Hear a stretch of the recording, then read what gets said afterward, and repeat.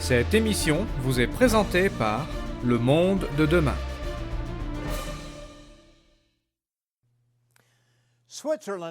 La Suisse a récemment été désignée le meilleur endroit au monde pour vivre. Le Canada arrive numéro 2, le Royaume-Uni numéro 3 et les États-Unis numéro 7. Bien entendu, ces études sont présentées comme étant scientifiques, mais elles sont subjectives, car les qualités nécessaires sont décidées par ceux qui conduisent ces études. Mais sans aucun doute, la Suisse, le Canada, le Royaume-Uni et les États-Unis sont des pays où il fait bon vivre. 8 des 10 premiers pays ont un lien que peu de gens comprennent, et presque personne ne connaît l'histoire derrière ce lien. Mais nous allons révéler cette histoire fascinante, ici, au Monde de Demain. La dernière fois, dans la première partie de cette série, nous avons vu comment un bloc de grès rouge anodin est désormais connu comme la pierre de la destinée. Quel est le lien entre cette pierre et un empire sur lequel on disait que le soleil ne se couchait jamais? Pensez-y. L'Empire britannique, dirigé depuis une petite île, se composait du Canada, le deuxième plus grand pays dans le monde, de l'Inde, la deuxième nation la plus peuplée du monde, de l'Australie, un continent entier, des îles vertes de la Nouvelle-Zélande et de l'Afrique du Sud riche en minerais. Il contrôlait aussi des ports stratégiques et des passages maritimes comme Hong Kong, Gibraltar ou le canal de Suez. Cela permit à la Grande-Bretagne de contrôler les voies maritimes et donc le commerce mondial. La nation sœur, les États-Unis d'Amérique, a grandi pour devenir le pays le plus puissant sur la face de la Terre. Saviez-vous que la montée en puissance des Britanniques et des Américains avait été prophétisée il y a très longtemps dans les pages d'un livre appelé la Bible? Pourquoi si peu de gens comprennent cette vérité fascinante? Si vous voulez en faire partie, restez à l'écoute.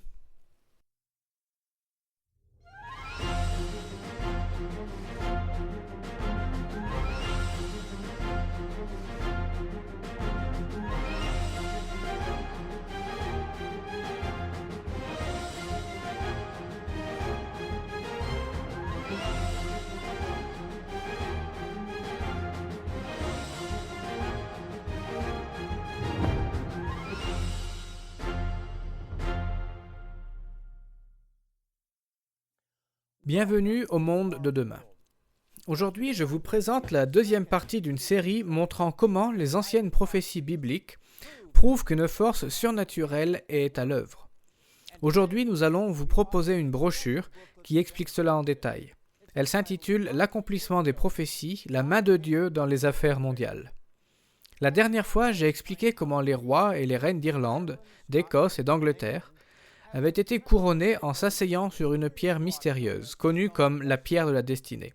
D'anciennes légendes irlandaises nous disent qu'elle serait arrivée en Irlande entre le 8e et le 6e siècle avant Jésus-Christ. Un récit rapporte que le prophète juif Jérémie l'aurait emmenée avec lui, ainsi que son scribe et une jeune princesse.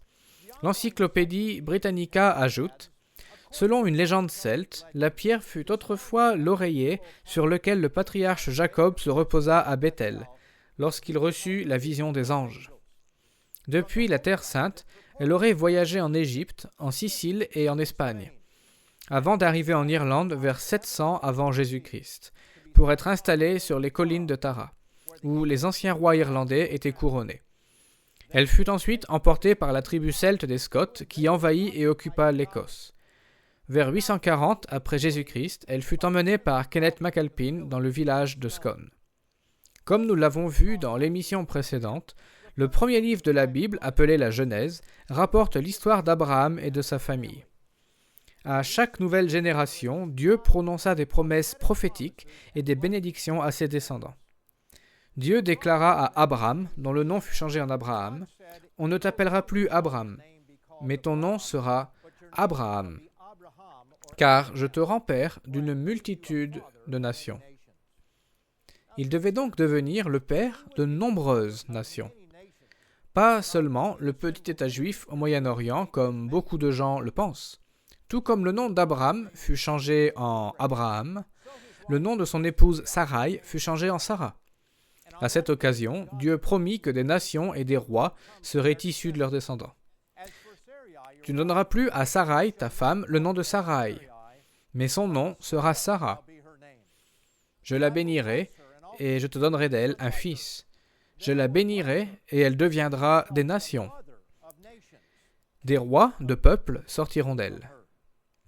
Dieu promit également à leurs descendants qu'ils posséderaient les portes de leurs ennemis. Voici la promesse faite à la belle-fille d'Abraham dans Genèse 24 au verset 60. Ils bénirent Rebecca et lui dirent « Ô notre sœur, puisses-tu devenir des milliers de myriades, et que ta postérité possède la porte de ses ennemis. » Jadis, contrôler la porte d'une ville voulait dire contrôler la ville. Mais à une époque plus récente, celui qui contrôle les points géographiques stratégiques contrôle des nations. Voyez qui contrôla à une époque Suez, Gibraltar, Hong Kong, la passe de Khyber, Singapour, la Manche et bien d'autres. Qui contrôlait le passage étroit entre la mer Rouge et le golfe d'Aden. Cet étroit s'appelle Bab el-Mandeb, un nom arabe signifiant porte de Mandeb ou porte des lamentations. Ceux qui lisent la Bible savent que le fils d'Abraham s'appelait Isaac, le fils d'Isaac s'appelait Jacob, et le nom de Jacob fut changé en Israël. Ensuite, Israël ou Jacob eut 12 fils qui devinrent chacun l'ancêtre d'un peuple. Un de ses fils s'appelait Juda, et c'est l'ancêtre des Juifs. Mais saviez-vous que la première fois que le mot juif est utilisé dans la Bible est lorsque les Juifs étaient eux-mêmes en guerre contre Israël? Vous pouvez lire cela dans le deuxième livre des Rois, chapitre 16, versets 5 et 6. Juda n'était qu'un seul des 12 fils d'Israël, et les Juifs ne représentent qu'une seule des 12 tribus d'Israël. Puisque les Juifs sont toujours là, où sont les autres? L'historien juif du 1er siècle, Flavius Joseph, nous apprend qu'ils n'avaient pas disparu à son époque. C'est pour cela que 2 tribus d'Israël, seulement en Asie et en Europe, sont assujetties aux Romains. Les 10 autres tribus sont restées au-delà de l'Euphrate, comptant un nombre infini de membres qu'il a été impossible de déterminer. Où est allée cette immense multitude qu'il a été impossible de déterminer? Et qui sont vraiment ces 10 tribus? Que faisaient-elles de l'autre côté de l'Euphrate? Je répondrai à ces questions dans un instant. Mais comprenez-vous qu'il existe une main qui dirige les affaires du monde? L'accomplissement des prophéties, la main de Dieu dans les affaires mondiales, explique comment Dieu est derrière l'ascension et la chute des nations.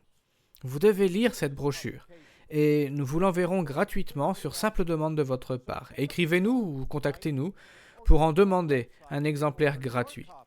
Demandez notre brochure, l'accomplissement des prophéties.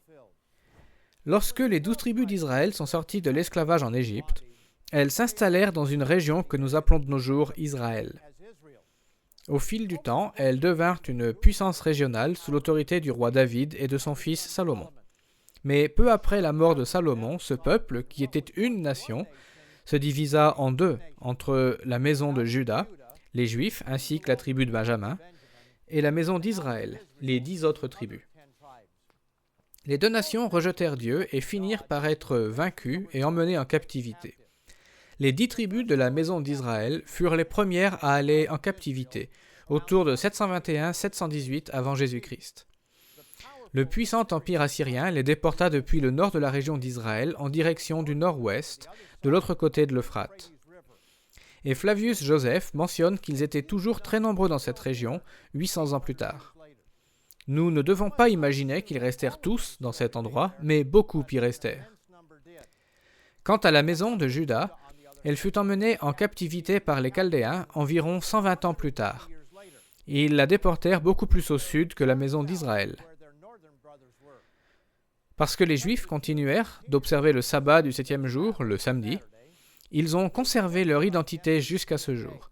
Mais les tribus de la maison d'Israël ont abandonné ce signe, et elles semblent désormais avoir été perdues depuis 1900 ans. Mais sont-elles vraiment perdues? En parlant de la maison de Jacob, et souvenez-vous que Jacob est Israël, le prophète Amos déclara ceci au chapitre 9, versets 8 et 9. « Voici le Seigneur, l'Éternel, a les yeux sur le royaume coupable. Je le détruirai de dessus la face de la terre. Toutefois, je ne détruirai pas entièrement la maison de Jacob, dit l'Éternel, car voici je donnerai mes ordres, et je secouerai la maison d'Israël parmi toutes les nations, comme on secoue avec le crible, sans qu'il tombe à terre un seul grain. Nous pouvons voir que ces peuples se déplacèrent vers le nord et l'ouest, en étant dispersés parmi d'autres nations, lorsque nous retraçons les noms qui leur ont jadis été associés. L'encyclopédie de l'histoire mondiale de Langer, citée par M. John Ogwyn dans sa brochure « Les États-Unis et la Grande-Bretagne selon la prophétie », explique ainsi. Omri, un des derniers rois de la maison d'Israël, était une dynastie de longue durée. Les Assyriens appelèrent Israël d'après son nom, Bit Omri, ou Qumri. M. Ogwyn écrit également ce qui suit. Sur leurs édifices, les Assyriens n'utilisaient pas le nom Israël, mais celui de Qumri. C'était par ce nom-là qu'Israël était connu en captivité. Ce nom, ainsi que ses variantes, était celui par lequel les peuples voisins l'identifièrent dans l'histoire laïque.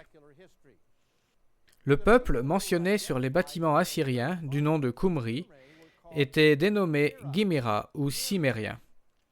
M. Ogwyn montre ensuite à travers l'histoire que ces peuples ont migré vers le nord-ouest de l'Europe et dans les îles britanniques pour s'y installer. À propos de l'entrée des Cimériens israélites dans le nord-ouest de l'Europe, François Guizot déclare dans l'Histoire de France depuis les temps les plus reculés, du 7e au 4e siècle avant Jésus-Christ, une population nouvelle se répandit dans la Gaule, non d'un seul coup, mais par plusieurs invasions successives. Elle se donnait elle-même le nom de Kimris, des populations que les Grecs plaçaient sur la rive occidentale de la mer Noire et dans la péninsule cimérienne, appelée encore aujourd'hui Crimée. Appelés Gaulois ou Celtes par les Romains, ces peuples s'étendirent à travers ce qui est devenu la France moderne et les îles britanniques. Il existe de nombreuses preuves historiques faisant le lien entre l'ancienne maison d'Israël et les nations actuelles du nord-ouest de l'Europe, dont les îles britanniques. Nous savons que ces populations étaient très nombreuses et qu'elles doivent se trouver quelque part de nos jours. Et nous trouvons dans la Bible les clés pour ouvrir notre compréhension. Nous devons comprendre que toutes les promesses prophétiques faites aux descendants d'Abraham ne s'appliquent pas aux Juifs, comme beaucoup de gens le croient. 1 Chronique 5, au verset 2, montre cela très clairement. Judas fut à la vérité puissant parmi ses frères, et de lui est issu un prince. Mais notez ce qui suit. Le droit d'aînesse est à Joseph. Les bénédictions les plus importantes données aux fils d'Israël furent divisées en deux. Il sortirait de Juda une lignée royale, dont serait issu le Messie. Mais les bénédictions du droit d'aînesse, de grande richesse nationale, furent données à son frère, Joseph. De nombreux chrétiens sont familiers avec la lignée royale et ils comprennent que Jésus de Nazareth fut l'apogée de la promesse faite à Juda, la tribu dont Jésus était issu. Mais peu de gens connaissent l'autre partie de cette prophétie, le droit d'aînesse. Comprendre les promesses du droit d'aînesse est la clé pour comprendre les principaux événements géopolitiques de ces 3 derniers siècles. Et plus important encore, ce qu'il se passe actuellement et ce qui arrivera dans votre avenir proche. Les promesses du droit d'aînesse expliquent comment une petite nation insulaire a pu contrôler un quart de la terre. Mais les promesses du droit d'aînesse furent aussi divisées en deux, comme nous le voyons dans Genèse, au chapitre 35 et au verset 11. Dieu lui dit, « Je suis le Dieu Tout-Puissant. Sois fécond et multiplie. Une nation et une multitude de nations naîtront de toi, et des rois sortiront de tes reins. » Relisons attentivement le milieu de cette dernière phrase et voyons ce qu'elle signifie vraiment. Une nation et une multitude de nations naîtront de toi. Nous verrons ce que cela signifie rapidement, mais laissez-moi vous rappeler l'offre d'aujourd'hui. L'accomplissement des prophéties, la main de Dieu dans les affaires mondiales. Les principaux événements dans notre monde ne sont pas le fruit du hasard. Dieu permet que l'humanité en fasse à sa tête, mais parfois il intervient afin d'accomplir son dessein. Notre brochure, L'accomplissement des prophéties, donne des exemples montrant comment l'intervention de Dieu a sauvé ou détruit des nations. Contactez-nous ou visitez notre site internet pour en demander un exemplaire gratuit. Restez à l'écoute, car je serai de retour dans quelques secondes pour vous parler de la signification d'une ancienne cérémonie qui explique beaucoup de choses dans le monde actuel. Revoyons quelques promesses données à Abraham et à ses descendants que nous avons lues aujourd'hui. Ils seront aussi nombreux que le sable de la mer et les étoiles des cieux. Des rois sortiront d'eux. Ils posséderont la porte de leurs ennemis. Et ils deviendront une grande nation et une multitude, c'est-à-dire une communauté ou un Commonwealth de nations. Un autre verset nous dit que leur héritage s'étendra bien au-delà du territoire de Canaan. Ta postérité sera comme la poussière de la terre. Tu t'étendras à l'Occident et à l'Orient, au septentrion et au Midi. Et toutes les familles de la terre seront bénies en toi et en ta postérité. Vers la fin de sa vie, Israël fit la connaissance de ses petits-fils, les fils de Joseph. Et cette réunion contient une vérité fascinante. Après une longue séparation, pendant laquelle Israël pensait que Joseph était mort, cette réunion fut émouvante. Quelques 22 ans plus tard, ils se retrouvaient à nouveau. Israël apprit que Joseph avait 2 jeunes fils. L'aîné s'appelait Manassé et le plus jeune Éphraïm. Lisons la suite dans Genèse 48. Israël dit à Joseph, « Je ne pensais pas revoir ton visage, et voici que Dieu me fait voir même ta postérité. » Joseph les retira des genoux de son père, et il se prosterna à terre devant lui. Puis Joseph les prit tous deux. Éphraïm, de sa main droite à la gauche d'Israël, et Manassé, de sa main gauche à la droite d'Israël. Et il les fit approcher de lui. Joseph comprenait que son père était sur le point de transmettre une bénédiction inspirée par Dieu à ses fils. Il pensait que Manassé, l'aîné, recevrait la plus grande bénédiction. Mais quelque chose d'inhabituel se produisit. Israël étendit sa main droite et la posa sur la tête d'Éphraïm, qui était le plus jeune. Et il posa sa main gauche sur la tête de Manassé. Ce fut avec intention qu'il posa ses mains ainsi, car Manassé était le premier-né. Il bénit Joseph et il dit, « Que le Dieu en présence duquel ont marché mes pères, Abraham et Isaac, que le Dieu qui m'a conduit depuis que j'existe jusqu'à ce jour, que l'ange qui m'a délivré de tout mal bénisse ses enfants. Qu'il soit appelé de mon nom et du nom de mes pères, Abraham et Isaac, et qu'il multiplie en abondance au milieu du pays. » Le nom d'Israël fut placé sur les 2 fils de Joseph. Mes amis, cette précision est importante. Lorsque Joseph vit que les mains de son père étaient croisées et que la plus grande bénédiction allait être transmise à Éphraïm, il essaya d'intervenir. « Pas ainsi, mon père, car celui-ci est le premier-né. Pose ta main droite sur sa tête. » Son père refusa et dit, « Je le sais, mon fils, je le sais. Lui aussi deviendra un peuple, lui aussi sera grand, mais son frère cadet sera plus grand que lui. Et sa postérité deviendra une multitude de nations. » Il les bénit ce jour-là et dit, « C'est par toi qu'Israël bénira, en disant, que Dieu te traite comme Éphraïm et comme Manassé. » Et il mit Éphraïm avant Manassé. Manassé devait devenir une grande et unique nation, mais Éphraïm devait devenir une compagnie de nations. Notez à présent une des prophéties les plus fascinantes qui se trouvent dans la Bible, ou n'importe où ailleurs, concernant ces 2 frères. Avant sa mort, Jacob, c'est-à-dire Israël, appela ses 12 fils. Nous voyons dans Genèse 49, au verset 1, la raison de cette réunion. Et Jacob appela ses fils et dit, « Assemblez-vous, et je vous ferai savoir ce qui vous arrivera à la fin des jours. » Ici, nous allons voir ce qui arrivera à chacune de ces tribus à la fin des jours. Mais comment pouvons-nous savoir quand auront lieu ces derniers jours? Jésus parla ainsi des derniers jours. « Car alors la détresse sera si grande qu'il n'y en a point eu de pareil depuis le commencement du monde jusqu'à présent, et qu'il n'y en aura jamais. Et si ces jours n'étaient abrégés, personne ne serait sauvé. » Et Daniel en parle de la manière suivante. Ce sera un temps de détresse, tel qu'il n'y en a pas eu depuis qu'il existe une nation jusqu'à ce temps-là. Plusieurs courront çà et là, et la connaissance sera augmentée. À la fois Jésus et Daniel parlent de la plus grande époque de détresse de l'histoire humaine. Jésus annonça que la disparition de l'humanité serait possible. Et Daniel écrivit que cette époque serait marquée par une intensification de la connaissance et des moyens de transport. Cela ne peut concerner qu'une époque relativement récente. Ainsi, ce que nous lisons dans ces prophéties est ce que nous devrions voir arriver aux descendants récents et actuels de Joseph. Lisons encore dans Genèse au chapitre 49, versets 22 à 24. Joseph est le rejeton d'un arbre fertile, le rejeton d'un arbre fertile près d'une source. Les branches s'élèvent au-dessus de la muraille. Ils l'ont provoqué, ils ont lancé des traits. Les archers l'ont poursuivi de leur haine. Mais son arc est demeuré ferme, et ses mains ont été fortifiées par les mains du puissant de Jacob.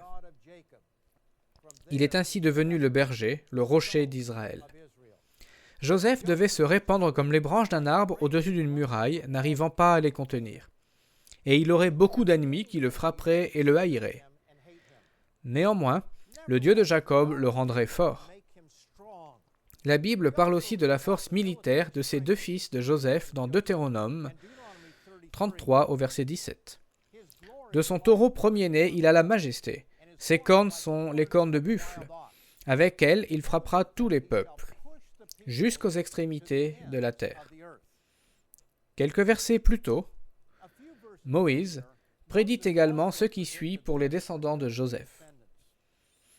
Son pays recevra de l'Éternel, en signe de bénédiction, le meilleur don du ciel, la rosée, les meilleures eaux qui sont en bas, les meilleurs fruits du soleil, les meilleurs fruits de chaque mois, les meilleurs produits des antiques montagnes, les meilleurs produits des collines séculaires, les meilleurs produits de la terre et de ce qu'elle renferme.